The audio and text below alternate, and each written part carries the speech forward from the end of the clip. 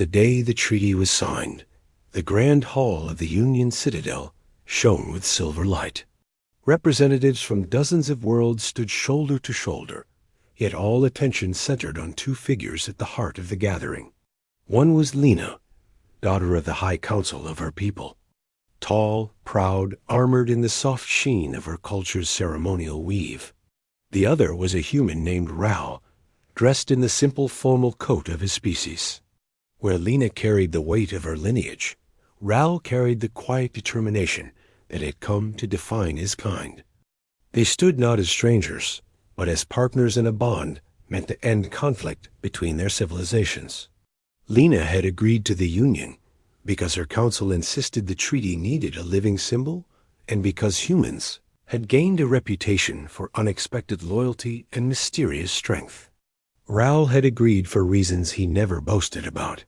He said only that peace mattered. Though Lena did not say it aloud, she believed humans were fragile. Their bodies looked unarmored compared to the plated skin of her warriors.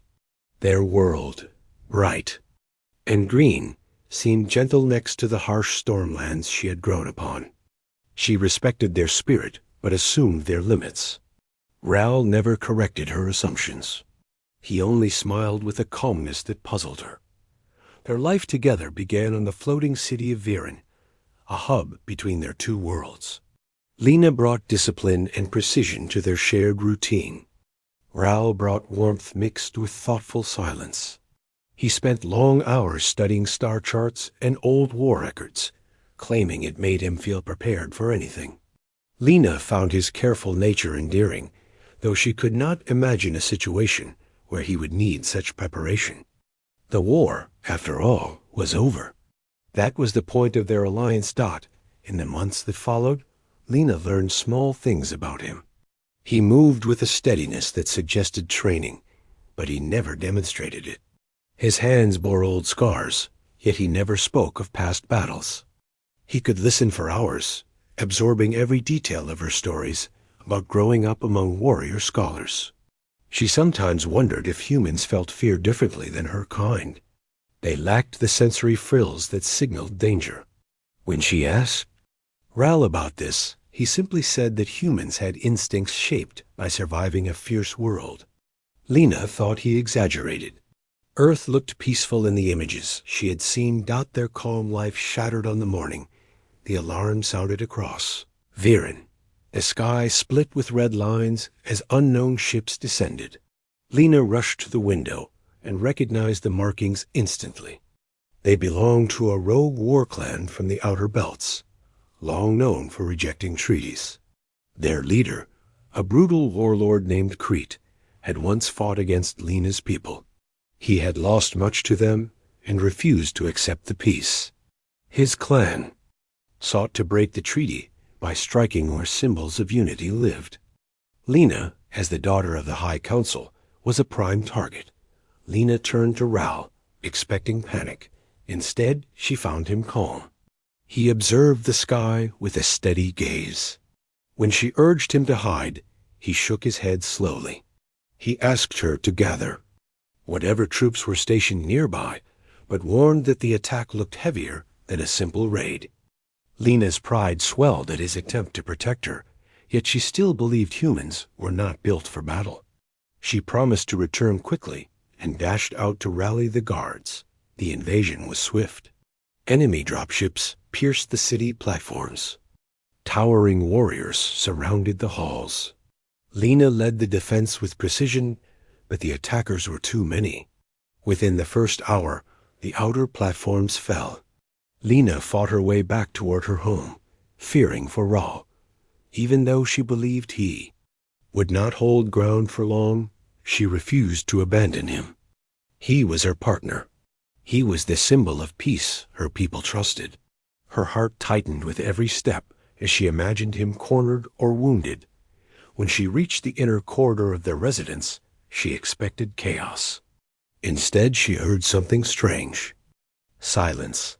Smoke drifted through the hall. Debris scattered across the floor. The lights flickered as though uncertain they should stay on. Lena advanced carefully. Her hand tightened on her blade. Then she saw them. Dozens of enemy warriors lay, collapsed across the corridor, sprawled in positions that told of fierce resistance. Their armor was dented, their weapons broken. It looked like they had fought a force that moved impossibly fast. Lena stepped over them, her breath growing tight. She whispered Raoul's name, but heard no answer. She reached the central chamber and froze. There stood Raoul, calm as ever, dust drifting around him. Before him lay Crete's elite guard, unconscious. Raoul's breathing remained steady, though his coat was torn at the sleeves. His fists were scraped, but he held no weapon. Lena could not understand how he remained standing among so many fallen foes. He turned and greeted her with a small nod. He asked if she was safe. Lena opened her mouth, but no words came. Her heart pounded. She had always believed humans were fragile. What she saw challenged every assumption she carried. Raoul stepped closer. He told her that more ships were landing outside, and that Crete himself had arrived. Lena felt her warrior instinct surge. She told Raoul she would face Crete and demanded he fall back. He refused gently but firmly. He said the rogue leader would not accept negotiation. Someone had to hold him long enough for reinforcements to arrive. Lena insisted she could handle it. She had trained since childhood. She knew the warlord's tactics. Yet Raoul's expression remained unchanged. She felt a shift inside her, a mix of confusion and awe. She asked quietly who he had been before they met. Raoul took a moment before answering.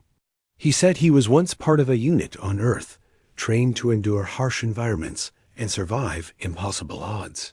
He never mentioned it because he wished to leave violence behind.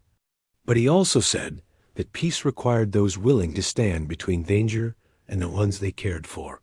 Lena felt her pulse race. His words carried no pride, only truth.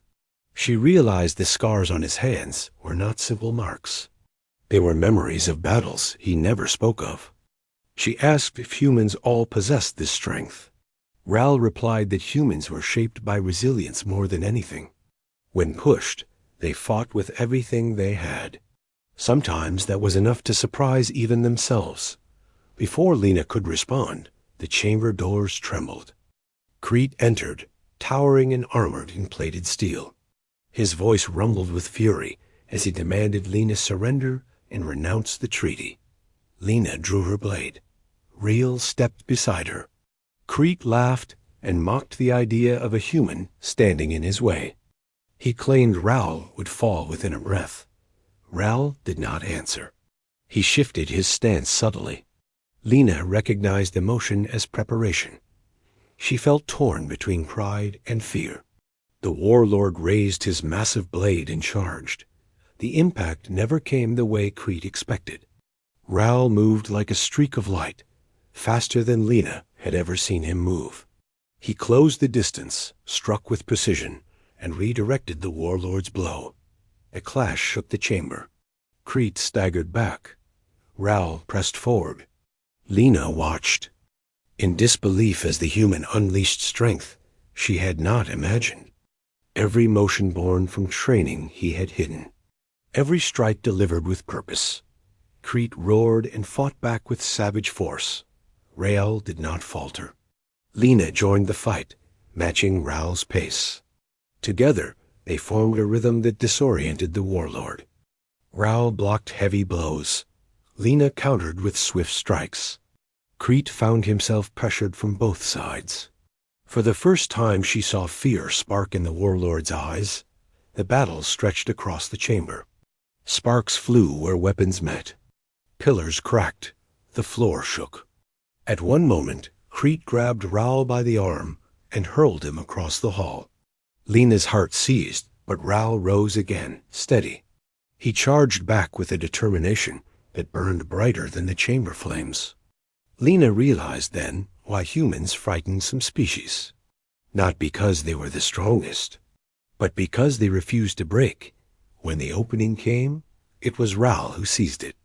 Crete swung wide. Raoul stepped in. His fist met the warlord's chest with a force that echoed like thunder. Crete fell to his knees. Lena disarmed him. The enemy troops, witnessing their leader's defeat, surrendered moments later. Reinforcements finally arrived, the city secured. Crete's clan forced into retreat. As the last fires were extinguished, Lena stood beside Raoul on a balcony, overlooking the recovering platforms. She studied him with new understanding. He asked if she was hurt. She shook her head and asked how he had learned to fight like that. Raoul answered simply that humans trained for survival in countless ways. He said he was no legend, only someone who refused to watch harm come to those he cared for. Lena felt a warmth in her chest. She realized she had agreed to the Union for political duty, but now felt something far deeper. Respect mixed with admiration. She understood now why humans were feared on battlefields and loved in alliances. They shone brightest when the world darkened. Like falling stars, cutting through night, she looked out at the sky.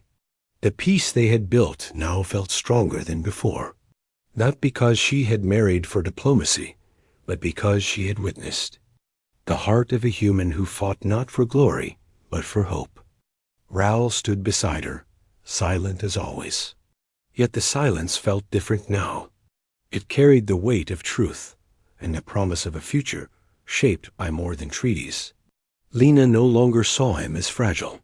She saw him as someone shaped by a world that forged resilience without armor, a force that rose when needed, a partner whose strength came not from power, but from purpose.